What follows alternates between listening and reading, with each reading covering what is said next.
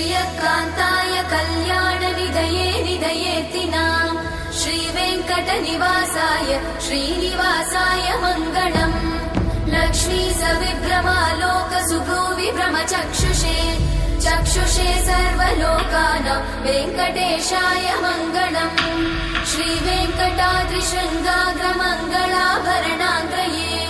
मङ्गलानां निवासाय श्रीनिवासाय मङ्गलम्